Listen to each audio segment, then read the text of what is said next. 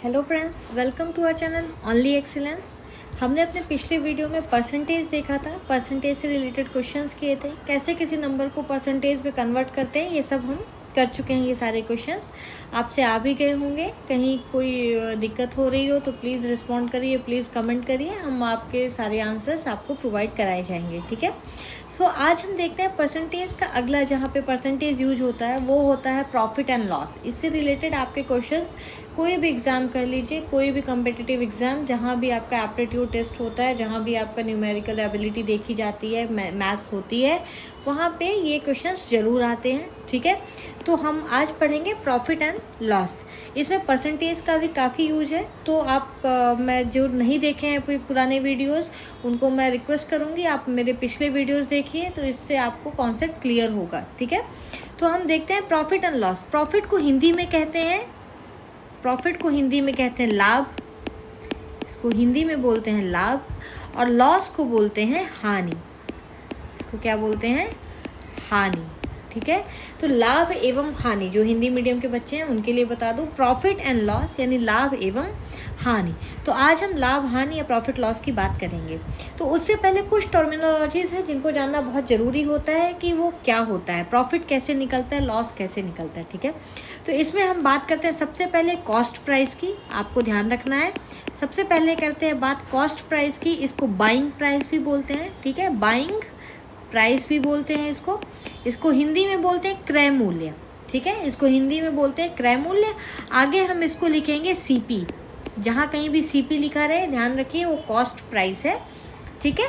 तो इसको क्रय मूल्य हिंदी में बोलते हैं। दूसरा एक टर्म होता है, वो होता है सेलिंग प्राइस।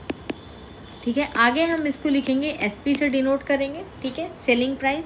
अब हम देखते हैं कि होता क्या है। सेलिंग प्राइस को हिंदी में विक्रय मूल्य कहते हैं। ठीक है। अब हम देखते हैं कि ये होता क्या है। तो क्या होता है कॉस्ट प्राइस। आप अपनी नॉर्मल लाइफ में देखिए, आप डेली रूटीन में देखिए, आप बच्चे हैं, आप पढ़ते लिखते हैं, आप कभी किसी शॉप पे जाके कभी पेन खरीदते हैं, कभी कॉपीज़ खरीदते हैं। ठीक है। तो मान लीजिए आपने कोई रजिस्टर खरीदा या कोई कॉपी खरीदी आपने 100 रुपीज़ की। ठीक है, आपने 100 रुपीज़ का एक कॉपी खरीदा, 100 रुपीज़ की एक कॉपी खरीदी। ठीक है, ये मैं मानती हूँ कि कोई व्यक्ति ए है, कोई स्टूडेंट है ए, उसने 100 रुपीज़ में जाके एक कॉपी खरीदी किसी सेलर से। ठीक है, सेलर से खरीदेंगे आप, किसी सेलर से आपने खरीदा 100 रुपीज़ में एक कॉपी। तो ये जो 100 रुपीज़ है ये आपके लिए, चूँकि आप इतने में वो कॉपी खरीद रहे हैं, आप 100 रुपीज़ में कॉपी खरीद रहे हैं, तो आपके लिए ये 100 रुपीज़ उस कॉपी का कॉस्ट प्राइस हो गया। ठीक है। लेकिन अगर मैं सेलर की बात करूं, क्योंकि सेलर इतने में बेच रहा है, ठीक है, आप खरीद रहे हैं, इसलिए वो हो गई कॉस्ट प्राइस। तो कॉस्ट प्राइस क्या होती है किसी चीज़ की? कोई भी व्यक्ति या कोई भी इंसान, कोई भी व्यक्ति किसी वस्तु को जितने में खरीदता है, ठीक है, at what cost you are buying anything. ठीक है। तो जितने रुपए में कोई चीज़ खरीदी जाती है, या किसी अगर क्वांटिटी के सापेक्ष में बात करें, तो जितने में वो चीज़ खरीदी जाती है वो उसकी कॉस्ट प्राइस कहलाती है। ठीक है। और सेम चीज़ जो बेचने वाला होता है, यानी आपकी कॉस्ट प्राइस बेचने वाले के लिए सेलिंग प्राइस होती है। ठीक है। तो आपके लिए ये सेलिंग प्राइस नहीं है, आपके लिए ये जो 100 रुपीज़ है आपके लिए ये कॉस्ट प्राइस है, या ए जिसने वो चीज़ खरीदी है, कॉपी खरीदी है, उसके लिए वो कॉस्ट प्राइस हो गई। और जो दुकानदार है, जो शॉपकीपर है या जो सेलर है, क्योंकि वो बेच रहा है उसी 100 में उस चीज़ को, इसलिए वो उसके लिए सेलिंग प्राइस हो गई। ठीक है। तो सेलिंग प्राइस क्या हो गया कि कोई भी व्यक्ति किसी चीज़ को, किसी सामान को जितने में बेचता है वो उसकी सेलिंग प्राइस हो गई। अब देखिए, अगर हम प्रॉफिट और लॉस की बात करते हैं तो ऐसा नहीं होगा कि आपके कॉस्ट प्राइस पे सेलर का लॉस निकालेंगे, सेलर का प्रॉफिट निकालेंगे। ठीक है। अगर कॉस्ट प्राइस आपके लिए, तो अगर मैं प्रॉफिट की बात करूं, मान लीजिए, तो एक ही व्यक्ति से रिलेटेड घटनाएं होंगी। ठीक है। अगर मैं सेलर की बात करूं, तो जब हम सेलर का, हमारे पास ये सेलिंग प्राइस है, तो अगर मुझे सेलर का प्रॉफिट निकालना है तो कॉस्ट प्राइस भी सेलर की ही ली जाएगी। सेलर ने वो रजिस्टर कितने में ख़रीदा था, मान लीजिए उसने 90 रुपीज़ में वो रजिस्टर या वो कॉपी ख़रीदी थी, फिर उसने आपको वो कॉपी 100 रुपीज़ में, देखिए यहाँ पे ये 100 रुपीज़ में बेच दी, ठीक है। तो सेलर के लिए आपका कॉस्ट प्राइस है 90 रुपीज़, ठीक है, एंड सेलिंग प्राइस है 100 रुपीज़, ठीक है। ध्यान रखिएगा, 90 रुपीज़ उसके लिए वो कॉस्ट प्राइस है कॉपी की, और 100 रुपीज़ उसके लिए कॉपी की सेलिंग प्राइस है, ठीक है। तो इसका जो प्रॉफिट होगा, profit is equal to selling price minus cost price upon percentage. अभी हम नहीं निकाल रहे हैं, सो परसेंटेज मैं बाद में बताती हूँ, ठीक है। तो प्रॉफिट हो गया आपका selling price minus cost price. अब मैं अगर परसेंटेज प्रॉफिट की बात करूं या प्रॉफिट परसेंटेज की बात करूं, तो ये हो जाएगा selling price minus cost price upon, अब यहाँ पे देखिए डिनोमिनेटर में आप, ये मैं आपको बात बता दूं, डिनोमिनेटर में कॉस्ट प्राइस रखेंगे। क्या होगा? Cost price. सेलिंग प्राइस पे प्रॉफिट या लॉस नहीं निकलता है। जो आप बटे में या हर में, यहाँ पे जो ये, इसको हम हिंदी में अंश बोलते हैं, ऊपर वाले को किसी भी भिन्न या किसी भी फ्रैक्शन का जो न्यूमरेटर रहता है उसको हिंदी में अंश बोलते हैं, और डिनोमिनेटर को हिंदी में हर बोलते हैं, ठीक है। तो कभी भी जब आप परसेंटेज प्रॉफिट निकालेंगे, जब आप परसेंटेज निकालते हैं किसी चीज़ का, तो क्या करते हैं, अगर मान लीजिए डिफरेंस का हमें परसेंटेज निकालना है, हमें यहाँ पे 2 नंबर्स दिए हैं, एक नंबर है हमारा कॉस्ट प्राइस से रिलेटेड, दूसरा नंबर है सेलिंग प्राइस से रिलेटेड, ठीक है। तो हमें प्रॉफिट का परसेंटेज निकालना है। तो प्रॉफिट क्या है? प्रॉफिट इन दोनों का डिफरेंस है, ठीक है। तो जो डिफरेंस निकालते हैं, तो डिफरेंस तो निकाल दिया आपने माइनस करके, सेलिंग प्राइस में आपने कॉस्ट प्राइस माइनस कर दिया, आपको डिफरेंस मिल गया। लेकिन अगर मुझे डिफरेंस का परसेंटेज निकालना है, यानी इस प्रॉफिट का अगर मुझे परसेंटेज निकालना है, तो profit upon cost price into 100% हो जाएगा, ठीक है। यानी profit percentage is equal to, या percentage profit is equal to आपका हो जाएगा profit upon cost price into 100, और इसको आप दिखाएंगे परसेंटेज में, ठीक है, क्योंकि आप परसेंटेज में ही निकाल रहे हैं इसलिए परसेंटेज में दिखाएंगे, ठीक है। तो हमेशा जब भी आप प्रॉफिट या लॉस निकालते हैं तो परसेंटेज निकालते हैं, तो परसेंटेज जब उसका निकालते हैं तो आप कॉस्ट प्राइस को ही डिनोमिनेटर में रखते हैं, सेलिंग प्राइस को नहीं रखते हैं। इसमें बिल्कुल भी कंफ्यूज मत होइएगा, ठीक है। अब प्रॉफिट के केस में क्या होता है, प्रॉफिट की एक शर्त होती है कि जो आपकी सेलिंग प्राइस होती है वो कॉस्ट प्राइस से ज़्यादा होती है। तो जहाँ भी सेलिंग प्राइस कॉस्ट प्राइस से ज़्यादा होती है वहाँ पे आपका प्रॉफिट का केस होता है, ठीक है।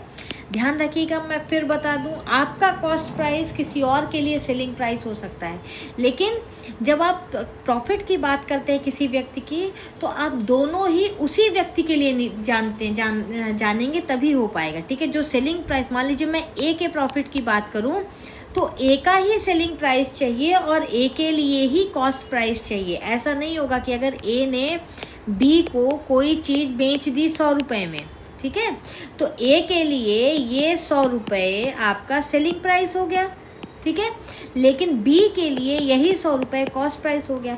तो यहाँ पे प्रॉफिट आप क्या करेंगे, प्रॉफिट निकालने के लिए आप यहाँ पे selling price minus cost price ऐसा नहीं करेंगे, तब तो जीरो आ जाएगा, ठीक है। यहाँ पे क्या करेंगे, अगर मुझे ए का प्रॉफिट निकालना है तो आपको ये पता होना चाहिए कि ए के लिए इस चीज़ की कॉस्ट प्राइस क्या थी, ये आपको पता होना चाहिए, तभी आप ए का प्रॉफिट निकाल पाएंगे, ठीक है। सेम वे में अगर बी के लिए मुझे कॉस्ट प्राइस बी के लिए अगर मुझे प्रॉफिट निकालना है या लॉस निकालना है, तो आपको पता होना चाहिए कि बी के लिए इसकी सेलिंग प्राइस क्या होगी। अगर बी बेचता है तब कोई चीज़, तभी प्रॉफिट या लॉस होगी जब उसको बेचेंगे आप, ठीक है। अगर बिकी ही नहीं है वो चीज़, तो प्रॉफिट लॉस की कोई बात ही नहीं होती। आप अपनी लाइफ में भी देखिए, नॉर्मल ज़िंदगी में देखिए, आप कभी कोई चीज़ लाते हैं तो बोलते ना यार इतने का नुकसान हो गया मुझे, या इतने की हानि हो गई मुझे, या इतने का मुझे लॉस हो गया, ठीक है। तो कब होता है, जब कोई चीज़ आपने महंगे में ख़रीदी, यानी ज़्यादा में ख़रीदी और कम में बेच दी, तब आपको लॉस हो जाता है, ठीक है। लेकिन कोई चीज़ अगर आपने कम में ख़रीदी है, 100 रुपये में ख़रीदी है और उसको 150 रुपये में बेच रहे हैं, तो आपको यहाँ पे प्रॉफिट होता है, ठीक है। तो इस तरीके से आप ध्यान रखिए, सेलिंग प्राइस जब कॉस्ट प्राइस से ज़्यादा होती है तो यहाँ पे प्रॉफिट होता है, ठीक है। और इसी का उल्टा अगर सेलिंग प्राइस कॉस्ट प्राइस से आपकी कम हो गई है तो यहाँ पे होता है आपका लॉस। ठीक है, तो आपका प्रॉफिट का फॉर्मूला हमने क्या देखा, सब देख लेते हैं। प्रॉफिट का फॉर्मूला होता है आपका selling price minus cost price. ठीक है, तो लॉस आपका क्या हो जाएगा, निगेटिव ऑफ प्रॉफिट।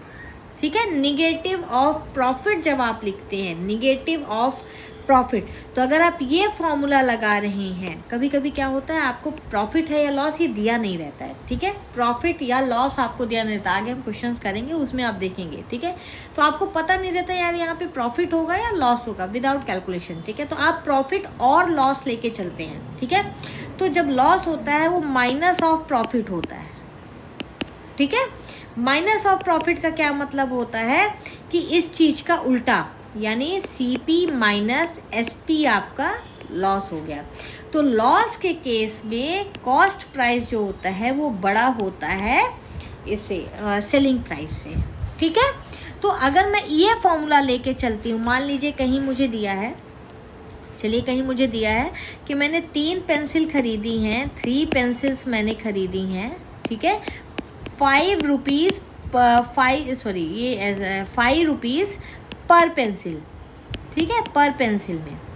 ठीक है, और मैंने उनको बेच दिया है 6 रुपीज़ पर पेंसिल में। ठीक है, तो मुझे प्रॉफिट एवं लॉस, प्रॉफिट या लॉस क्या हुआ है। ठीक है, तो यहाँ पे आप लिखेंगे प्रॉफिट और लॉस। ठीक है, इज इक्वल टू, आप फॉर्मूला जो लगाएंगे वो आपके प्रॉफिट का ही लगाएंगे, यानी selling price minus cost price ही लगाइए। ठीक है, तो जब सेलिंग प्राइस आप माइनस कॉस्ट प्राइस करते हैं, यानी SP माइनस CP करेंगे, तो SP क्या होगा, देखिए SP क्या होगा, 5 रुपये मुझे एक पेंसिल का दिया है। ठीक है, 5 रुपये मुझे एक पेंसिल की कीमत दी है। आपको ये चीज़ ध्यान में रखनी है। ऐसा भी कह सकता है कि 3 पेंसिल्स इन ₹5, तब आपको तीनों पेंसिल की ही कीमत 5 रुपये दे दी है। लेकिन मैंने यहाँ पे क्या लिखा है, 3 pencils at the rate 5 rupees पर पेंसिल, प्रत्येक की कीमत 5 रुपये दी है, तो 3 की कीमत कितनी हो जाएगी, 3 × 5। ये आपकी टोटल, आपकी मैंने ये बोला था कि ये खरीदा है, तो ये आपकी टोटल ये हो जाएगी CP। ठीक है, कॉस्ट प्राइस यानी कितने में आपने खरीदी, अब एक पेंसिल खरीदी 5 रुपये में, तो 3 पेंसिल आपने खरीद ली, कॉस्ट प्राइस निकाल ली 15 रुपये में। ठीक है, ऐसे ही अगर आप सेलिंग प्राइस की बात करें तो ये एक के बेचने की कीमत दी हुई है। ठीक है, एक को आपने बेचा है 6 रुपये में, तो 3 को आप बेचेंगे 3 × 6 यानी 18 रुपीज़ में। ठीक है, तो आपने 18 रुपीज़ में बेचा। अब आप बता दीजिए प्रॉफिट और loss is equal to selling price minus cost price, यानी 18 माइनस 15 यानी 3 रुपीज़, यानी आपको 3 पेंसिल में 3 रुपये का फ़ायदा हो गया है। ठीक है, तो इस तरीके से आप, अब मैं कहूँ कि मुझे अब चूँकि ये पॉजिटिव आ रहा है इसलिए हमारा ये प्रॉफिट है। ठीक है, अगर selling price minus cost price जो आपने ये फॉर्मूला रखा है, अगर ये पॉजिटिव आता है, चलिए लिख देती हूँ मैं यहाँ पे, अगर selling price minus cost price आपका पॉजिटिव आ रहा है तो ये प्रॉफिट होता है। ठीक है, और अगर selling price minus cost price आपका निगेटिव आ रहा है तो यहाँ पे आपको लॉस या हानि होती है। ध्यान दीजिएगा ध्यान से। ठीक है, लेकिन आप एक, जैसे आपको अगर 3 पेंसिल दी है, पर का रेट दिया, तो ये क्वेश्चन आपको पढ़ के निकालना पड़ेगा, ध्यान रखना पड़ेगा क्वेश्चन में। क्या आपको, मैं ये भी कह सकती थी कि भाई 3 पेंसिल 5 रुपये में खरीदी, 3 पेंसिल 6 रुपये में बेच दी। ठीक है, तब आपको 6 - 5 यानी 1 रुपीज़ का आपको प्रॉफिट होता तीनों पेंसिल लेके। लेकिन मैंने यहाँ बोला 3 पेंसिल 5 रुपीज़ पर पेंसिल की दर से खरीदी है और 3 पेंसिल 6 रुपीज़ पर पेंसिल की दर से बेची है। ठीक है, तो मुझे जो कॉस्ट प्राइस निकालना है वो तो 3 पेंसिल का ही निकालना है ना। ठीक है, या जो सेलिंग प्राइस निकालना है वो भी मुझे 3 पेंसिल का ही निकालना है। इसलिए मैंने यहाँ पे सेलिंग प्राइस निकालने के लिए यहाँ पे 3 × 6 किया है और कॉस्ट प्राइस निकालने के लिए 3 × 5 किया, यानी 3 पेंसिल 5 रुपये में खरीदी तो टोटल कितने रुपए देने पड़े मुझे, 15 रुपये, और 3 पेंसिल 6 रुपये में बेची तो टोटल कितने रुपए मिले मुझे, 18 रुपये। ठीक है, तो मैंने प्रॉफिट और लॉस निकाल लिया। ये एक कंडीशन ध्यान रखिएगा, selling price minus cost price वाला जब आप फॉर्मूला लगाते हैं, अगर वो पॉजिटिव होता है इसका मतलब वो प्रॉफिट है, अगर वो निगेटिव आता है तो इसका मतलब वो लॉस होता है। ठीक है, तो ये हो गया आपका। अब आपको अगर परसेंटेज प्रॉफिट बोला जाए, अगर मैं इसी में बोलूँ कि मुझे परसेंटेज प्रॉफिट कितना हुआ है, ठीक है, तो परसेंटेज प्रॉफिट या परसेंटेज लॉस, ठीक है, परसेंटेज प्रॉफिट मेरा अभी यहाँ पे प्रॉफिट हुआ है तो मैं सीधा प्रॉफिट लेके चलती हूँ। परसेंटेज प्रॉफिट कितना हुआ मेरा, प्रॉफिट बटे आपका कॉस्ट प्राइस आ जाएगी, कॉस्ट प्राइस इंटू 100%। मुझे प्रॉफिट कितने का हुआ है, 3 रुपये का हुआ है। ठीक है, कॉस्ट प्राइस मेरी कितनी थी, यहाँ पे देखिए 15 रुपये थी, कॉस्ट प्राइस मेरी 15 रुपये थी, इंटू 100 कर दीजिए। ठीक है, इस तरीके से आप निकाल लेंगे आपका परसेंटेज प्रॉफिट कितना हुआ है। ठीक है, अगर 15 रुपये में 3 का आपको प्रॉफिट हुआ है तो निकाल लीजिए कितना हुआ है। इधर देखिए 3 5 एंड इसको 520, यानी 20% का प्रॉफिट हुआ है मुझे। ठीक है, 20% का प्रॉफिट हुआ है। अब तो ये बात हो गई कि जब आपको सेलिंग प्राइस दी है, कॉस्ट प्राइस दी है और आपको प्रॉफिट निकालना है या लॉस निकालना है तो कैसे निकालेंगे। ठीक है, अगर मैं यहीं पे बोलूँ कि मैंने 10 मैंगोज़ ख़रीदे हैं, 10 मैंगोज़ मैंने लिए हैं। ठीक है, और कितने में लिए मैंने 10 मैंगोज़, कितने में लिए हैं, मान लीजिए आपने 100 रुपीज़ में लिए हैं। ठीक है, 100 रुपीज़ में लिए हैं।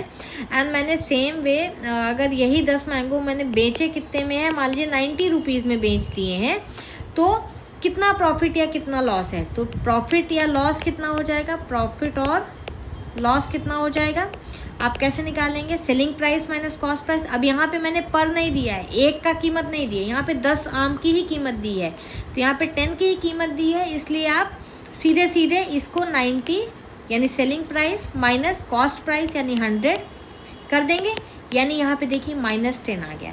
अब यहाँ पे selling price minus cost price वाला जो फॉर्मूला है वो आपका निगेटिव रिजल्ट दे रहा है, यानी ये जो आपका 10 रुपीज़ है ये लॉस है, ये है लॉस।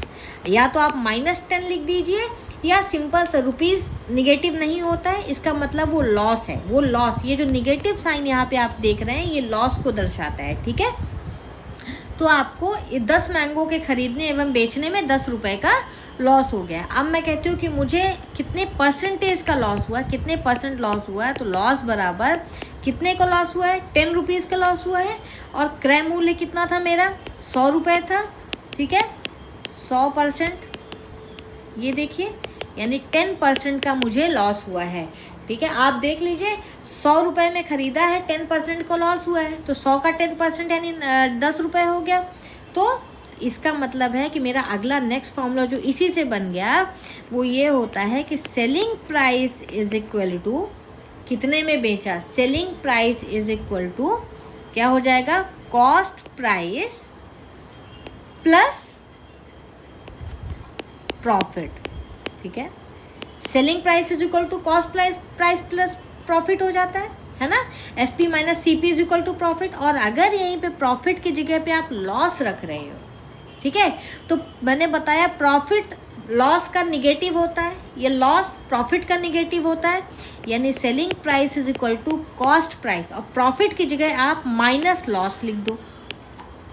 ठीक है, समझ में आया। आपने प्रॉफिट की जगह मैंने क्या बोला था कि प्रॉफिट जो होता है वो लॉस का निगेटिव होता है। ठीक है, वो इसी के लिए मैंने बोला था, जिसलिए यहाँ पे आपको दिक्कत ना आए। तो यहाँ पे आपने सिंपल सी चीज़ कॉस्ट प्राइस में लॉस को घटा दीजिए तो आपकी सेलिंग प्राइस मिल जाती है।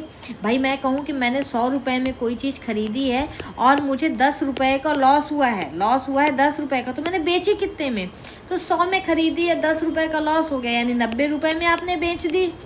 ठीक है, तो यानी ये आपकी सेलिंग प्राइस निकल गई। तो selling price is equal to CP minus loss या सीपी प्लस प्रॉफिट। ध्यान रखिए प्रॉफिट को लॉस जैसे ही आप बदलते हैं साइन उल्टा हो जाएगा, बस इतना ही आपको ध्यान रखना है, बाकी कुछ भी नहीं। ठीक है, सेम भी आप परसेंटेज निकालते हैं, लॉस परसेंटेज मैंने आपको बताया कैसे निकालते हैं, आप निकाल लेंगे। ठीक है, अगला आते हैं हम, ये तो हो गई बातें जब भाई आपको दिया है कि 10 आम खरीदे और 10 आम बेच दिए, 5 पेंसिल खरीदी 5 पेंसिल बेच दी, तो आपने निकाल दिया। ठीक है, अगर क्वांटिटी सेम ना दी रहे, जितनी खरीदी है उतनी नहीं बेची हैं, ठीक है, कुछ ज़्यादा या कुछ कम बेची हैं।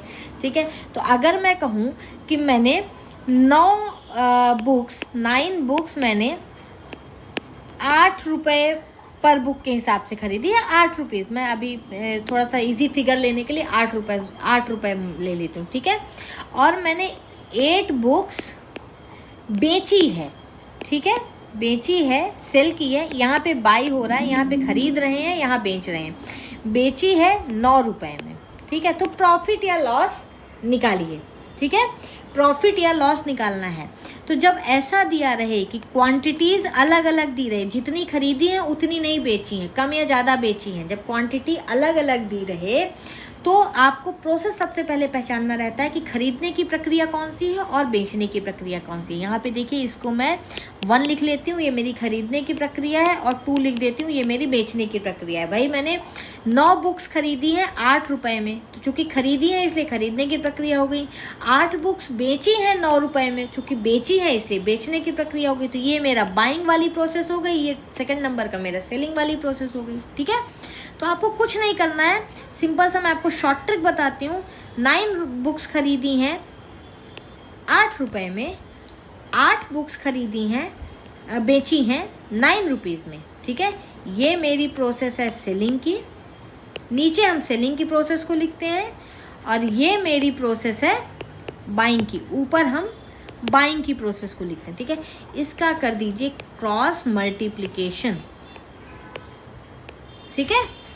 तो चूंकि जब हम खरीदते हैं तो हमें कॉस्ट मिलती है, ठीक है, जब हम बेचते हैं तो हमारी सेल मिलते हैं, हमारी सेलिंग प्राइस मिलती है, ठीक है।